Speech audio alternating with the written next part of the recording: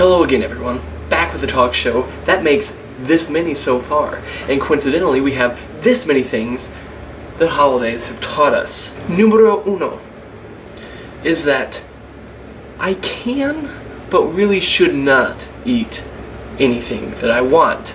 Interesting story for everyone is that one year, this started when I was, I think, 14 years old.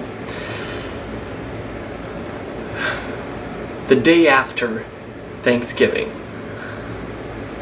I felt pretty bad. The day after Thanksgiving, I was puking my face off. The next year, I'm thinking, last year, kind of dumb luck, I got sick. So this year, I'm really going to enjoy the fact that I can eat whatever I want. Coincidentally, the day after Thanksgiving, I puked my face off. So the next year, it's not a coincidence, I think I'm eating too much on Thanksgiving. So what can I do to remedy it this year?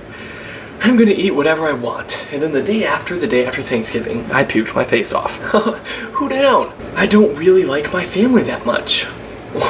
Yeah, I wish I was alone in this. I think sometimes there's a reason we see these people once or twice a year.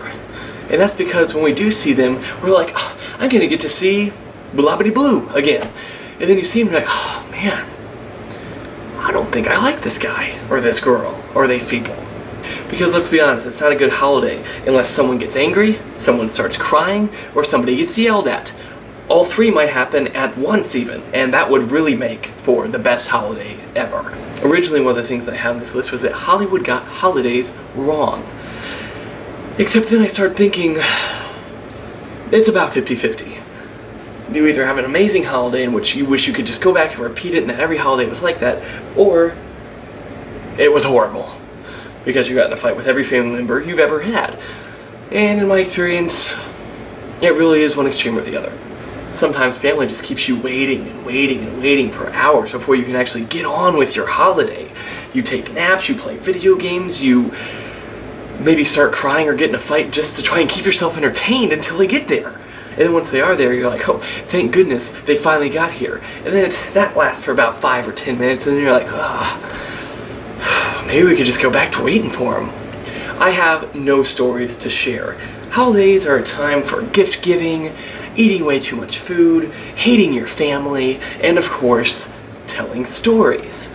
Now, it's my personal belief that most people hold back at least 1 or 2 stories throughout the duration of the year, so that they have something good and new to share on a holiday. And then of course just the rehashing of all the old stories you've already heard on every other holiday, and maybe a couple of times in between if it was fitting. Now the fourth thing that I'd like for everyone to realize is that inevitably on one holiday or another throughout the year, someone decides it's time for a speech. And they get all emotional and try and draw everyone in, and usually I find myself sitting there listening, thinking, they are terrible at making speeches. Can't we just get together, overeat, get in a fight, and call it quits? Why do we have to have an emotional speech in the middle of it, saying a bunch of things that we mean at that point in time, but then about 10 minutes later you're like, I don't really think I meant a word. Because I hate all of you.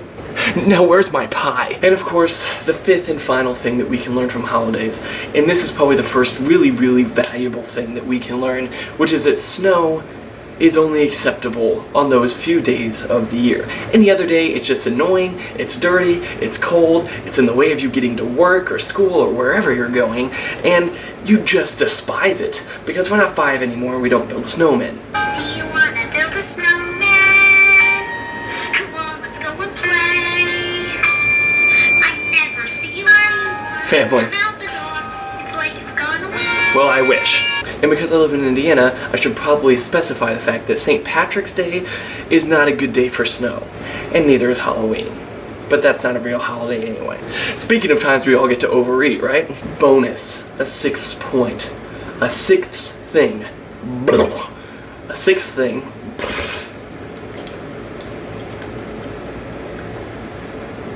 A 6th thing that holidays have taught us.